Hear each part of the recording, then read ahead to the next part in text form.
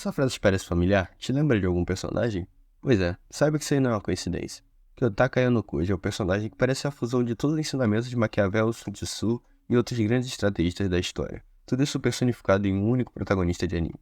E Yanokuji é descrito de uma forma muito diferente da maioria dos protagonistas, mesmo quando a gente fala sobre esse nicho dos frios e calculistas. O normal é que esses personagens, apesar de tudo, tenham algo de amável, ou sejam pessoas gentis lá no fundo. Mas o Yanokuji não, ele é totalmente sem escrúpulos e ele não liga pra ninguém além dele mesmo. Ele não é um herói, nem mesmo um anti-herói.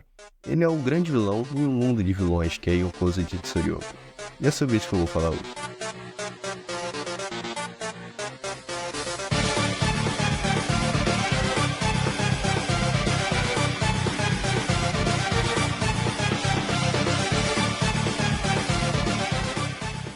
Oi, eu sou o Léo e eu tenho um canal de anime. E o Kozo de Tsuruko é um prato cheio para quem gosta de animes inteligentes ou de jogos mentais. Um anime como esse, sem dúvida, precisaria de um protagonista como Yanokuji para funcionar. Afinal, a gente está falando de uma história sobre vilões, sobre pessoas extremamente inteligentes lutando para chegar no topo da escola, usando de todos os meios para alcançar os seus objetivos. É sobre isso que eu vou falar hoje, mas antes deixa o like e se inscreve para muito mais conteúdo de anime para não perder mais vídeos como esse. E antes de começar nossa análise, só vamos deixar uma coisa clara. Eu não li o mangá, então tudo que eu falar aqui vai ser baseado única e exclusivamente nas duas primeiras temporadas do anime. Então pode ficar tranquilo, porque também não vai ter nenhum spoiler de nada depois da segunda temporada. E para começar nossa análise, vamos para o nosso primeiro ponto, que é Yokozo de Tsuryoku não é sobre heróis ou vilões, não é um embate entre o bem e o mal. Existem interesses que às vezes entram em conflito e às vezes estão de acordo. E para provar meu ponto aqui, vou começar falando do ambiente em que toda essa história se passa. O colégio Tokyo Kodo Ikusei. O conceito desse colégio é que é um colégio de elite onde 100% dos alunos passam para faculdades respeitadas ou arranjam ótimos empregos e se tornam pessoas importantes na alta sociedade japonesa. E a ideia da diretoria dessa escola é fazer uma simulação cruel do que é a sociedade. Logo no começo do anime, a gente aprende que aqui tudo pode ser comprado com pontos, que é o dinheiro dentro da escola. Literalmente tudo, inclusive quer exceções nas regras internas da escola. Tem também a competição intensa, que é constantemente promovida entre as turmas. E mais importante, a regra é não escrita, você pode fazer qualquer coisa se você não for pego. Esse colégio não está interessado em formar boas pessoas, ou pessoas justas, muito menos honradas, e sim pessoas que inevitavelmente vão se dar bem na vida, doa quem doer. E agora vamos falar da forma como os personagens principais são escritos. Se você prestar bastante atenção na história, você vai perceber que os personagens que saem vitoriosos no final e que conseguem o que querem, são aqueles sem escrúpulos que fazem qualquer coisa para alcançar os seus objetivos. E aqueles que estão presos a algum tipo de moral ou ética não passam de peões nas mãos dos outros. E é por isso que existe a divisão de turmas, para que, como no mundo real, existam os manipuladores e os manipulados. Isso porque o poder nunca é propriedade de um indivíduo. Pertence a um grupo e existe somente enquanto o grupo se conserva unido. Isto é, ninguém tem poder algum sozinho. O verdadeiro poder é o poder de influenciar os outros. Essa frase que eu citei agora é de Hannah Arendt, uma filósofa que escreveu muito sobre uma coisa chamada de a banalidade do mal, que resumidamente diz que quando as pessoas apenas obedecem ordem sem pensar, elas não conseguem mais distinguir o bem do mal. Essa é uma filosofia muito presente na série, principalmente no personagem do Ryu Eno, que é a figura principal da turma C, o principal antagonista das primeiras temporadas. Ele comete todo tipo de atrocidade e as pessoas seguem ele simplesmente porque é mais confortável. Ele é um dos personagens mais inteligentes da série. O único erro dele foi ter ido atrás da Yanokuji, e isso nos leva ao próximo ponto. A Yanokuji, um vilão entre os vilões de Yokozo e de Tsuryoku. Chega a ser uma covardia com os outros personagens eles terem que lidar contra a Yanokuji. Ele tem um nível completamente diferente das pessoas normais. Para a gente entender tudo isso, vamos analisar com calma toda a construção, começando lá pelo início. Eu admito que não sou muito fã da primeira temporada desse anime, eu achava meio lenta e eu precisei de um certo esforço assistindo até o arco da ilha. No entanto, eu entendi que essa fase inicial era necessária para dar um peso pro arco da ilha, que foi sensacional. Mas enfim, falando do nosso protagonista, quando ele começa a gente não sabe absolutamente nada sobre ele. Sério, não tem história de origem, flashback, explicação, nada. Ele só fica ali com aquela cara de apático. Nos primeiros episódios ele é basicamente só um observador. E fica nisso, pelos primeiros arcos do anime, a Horikita que toma as atitudes que são realmente importantes. Ela é basicamente a protagonista nesse começo.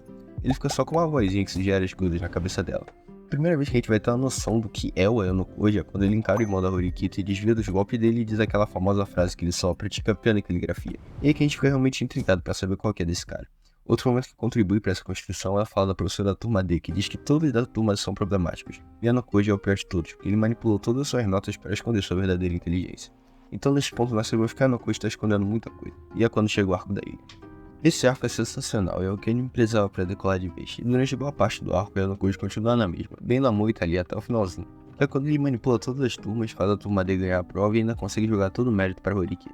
Assim ela coloca ela, que é um peão dele, como a figura principal de liderança da turma D. Assim ele vai ter condições de manipular a turma inteira sem chamar atenção pra ele mesmo. No final ele ainda manda aquele famoso monólogo que deixa qualquer um arrepiado. Por um segundo, eu nunca pensei em você como aliada. Nem você, nem a Kushida, nem o Hirata. Vocês não passam de ferramentas. Não importa o que precisa ser feito. Não importa o que precisa ser sacrificado. E desde que eu saia vitorioso no fim, é só o que importa. Não preciso nem dizer o quão tava hypado pra segunda temporada desse anime.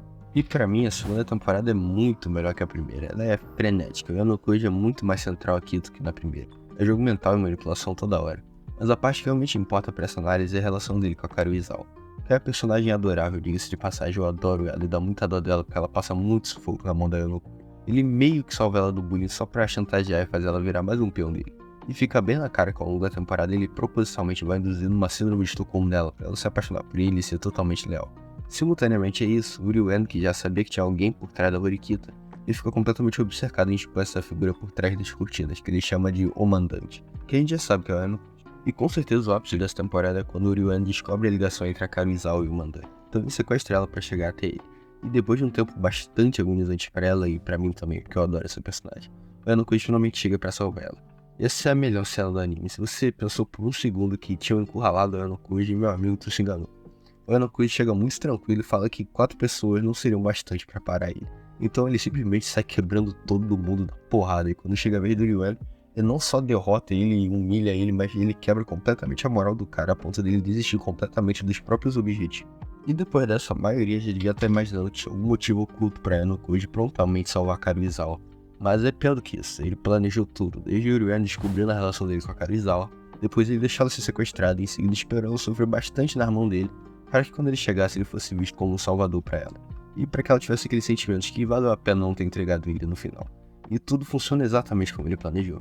A Karuizawa fica completamente apaixonada e emocionalmente dependente dele, se tornando assim o seu peão mais leal. E ainda de brinde ele trouxe o Ryuan para ser outro peão dele, e ele termina essa temporada ainda mais poderoso e influente do que começou. Eu assisti esse anime bem recentemente, eu gostei muito dele. Sim, eu demorei bastante para assistir. E pra mim o mais interessante desse personagem do Yanokuji é que a gente ainda não sabe quase nada sobre ele.